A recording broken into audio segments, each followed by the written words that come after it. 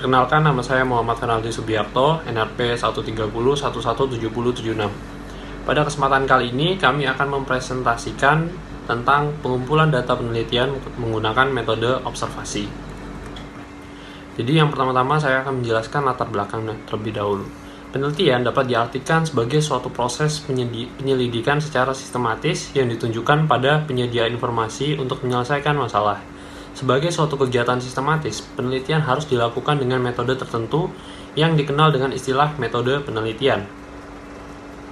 Yakni suatu cara ilmiah untuk mendapatkan data dengan tujuan dan kegunaan tertentu. Metode pengumpulan data adalah teknik atau cara-cara yang dapat digunakan oleh peneliti untuk pengumpulan data. Teknik dalam menunjuk suatu kata yang abstrak dan tidak diwujudkan dalam benda, tetapi hanya dapat dilihat menggunakan melalui angket, wawancara, pengamatan, ujian atau tes, dokumentasi, dan lain-lain. Lalu yang ketiga adalah pokok permasalahan. Yang pertama adalah apa pengertian pengumpulan data dan instrumen penelitian. Yang kedua, apa pengertian dari metode penelitian dan juga jenis-jenisnya. Lalu yang terakhir adalah bagaimana cara memperoleh data menggunakan observasi. Selanjutnya saya akan menjelaskan mengenai metode penelitian. Metode penelitian adalah cara atau strategi menyeluruh untuk menemukan atau memperoleh data yang diperlukan. Metode penelitian harus dibedakan dari teknik pengumpulan data yang merupakan teknik yang lebih spesifik untuk memperoleh data. Selanjutnya, karakteristik penelitian. Yang pertama, penelitian sistematis. Proposal maupun laporan penelitian merupakan suatu aktivitas yang terstruktur. Yang kedua, penelitian logis. Penelitian harus logis, artinya penelitian tersebut memiliki alur pikir yang benar. Yang ketiga, penelitian empiris. Proposal atau laporan penelitian harus mengungkapkan atau berkenaan dengan dunia nyata.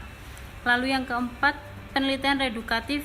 Aktivitas penelitian harus dapat mereduksi atau mengurangi bahkan menghilangkan keraguan menjadi kepastian.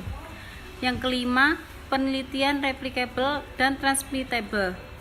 Replicable maksudnya dapat diteliti ulang, dan transmittable dapat dipahami untuk dapat digunakan hasil penelitiannya. Yang keenam, penelitian memiliki kegunaan. Pengungkapan tentang kegunaan suatu penelitian harus secara jelas dinyatakan baik dalam proposal maupun laporan penelitian. Selanjutnya saya akan menjelaskan mengenai observasi. Observasi sendiri memiliki arti suatu aktivitas pengamatan terhadap sebuah objek secara langsung dan mendetail guna untuk menemukan informasi mengenai objek tersebut. Observasi sendiri memiliki ciri-ciri. Yang pertama yaitu objektif, dilakukan dengan berdasarkan keadaan objek tunggal nyata yang diamati secara langsung. Yang kedua, faktual, pengamatan dilakukan sesuai fakta yang berasal dari pengamatan yang telah dilakukan dan sudah terbukti kebenarannya tanpa ada dugaan yang tidak jelas. Yang ketiga, sistematik, kegiatan observasi dilakukan sesuai metode yang sudah ditentukan dari awal dan tidak asal-asalan. Di sini saya akan menjelaskan tentang jenis-jenis dari observasi. Yang pertama itu ada observasi partisipasi, di mana observasi ini melibatkan kelompok atau observer dalam penelitiannya langsung di lapangan. Yang kedua itu ada observasi non-partisipasi, di mana tidak ada kelompok atau observer sebagai orang yang akan meneliti suatu bahan. Yang berikutnya ada observasi sistematik. Observasi ini sendiri bisa disebut juga dengan observasi berangka. Dan yang terakhir ada observasi eksperimental. Untuk observasi ini sendiri memiliki ciri-ciri sebagai berikut. Yang pertama, ada situasi yang dibuat sedemikian rupa agar observasi ini tidak mengetahui maksud dari diadakannya observasi tersebut.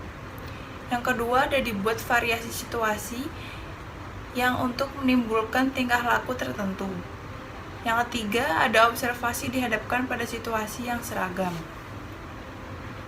Berikutnya, ada tujuan dari observasi. Kegiatan observasi bertujuan untuk mendapatkan gambaran tentang kehidupan sosial yang sulit diketahui dengan metode-metode lainnya. Observasi yang lain dilakukan akan dapat memberikan kejelasan tentang sebuah permasalahan dan kemudian mencari solusi dari masalah tersebut.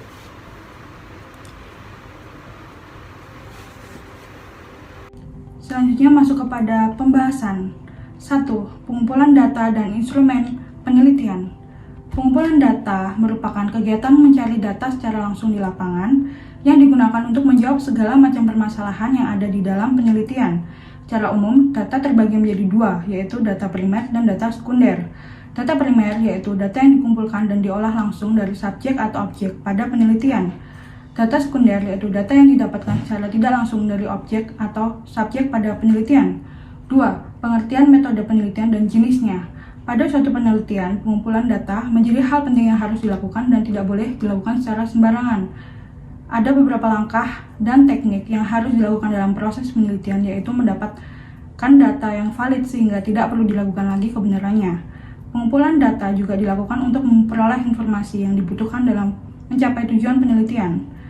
Jenis-jenisnya ada A. Historis, B. Deskriptif, C. Perkembangan, D. Kasus, E. Korelasi, F. Eksperimental, G. Kausal komparatif, H. Tindakan, I. Kualitatif, dan J. Kuantitatif.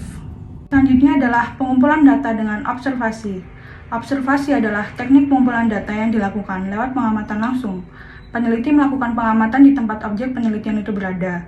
Penelitian diposisikan sebagai pengamat atau orang luar yang mengumpulkan data melalui observasi yang dilakukan bisa menggunakan catatan ataupun rekaman dokumentasi. Berikut adalah manfaat dengan dilakukannya observasi, antara lain A. Dengan melakukan observasi dan turun secara langsung akan lebih mampu memahami konteks masalah dalam keseluruhan. B. Dengan melakukan observasi maka dapat belajar langsung dari pengamatan dan memungkinkan peneliti untuk mendapat penemuan baru. C. Dengan melakukan observasi, peneliti dalam mengamati hal-hal yang kurang atau menarik untuk diamati orang lain, khususnya orang-orang yang berada dalam lingkungan tersebut. Yang terakhir adalah kesimpulan. Metode penelitian memiliki dua jenis penelitian, yaitu penelitian kuantitatif dan kualitatif, yang memiliki perbedaan yang cukup signifikan. Penelitian kuantitatif menggunakan instrumen penelitian angket atau kuesioner, sedangkan penelitian kualitatif menggunakan instrumen penelitian wawancara. Secara umum, observasi adalah suatu aktivitas pengamatan terhadap sebuah objek secara langsung dan mendetail guna untuk menemukan informasi mengenai objek tersebut. Pada umumnya, metode dalam melakukan kegiatan observasi haruslah tersistematis serta dapat dipertanggungjawabkan kebenarannya. Selain itu, objek yang diamati dalam kegiatan observasi haruslah nyata dan diamati secara langsung. Sekian dari kelompok kami, terima kasih.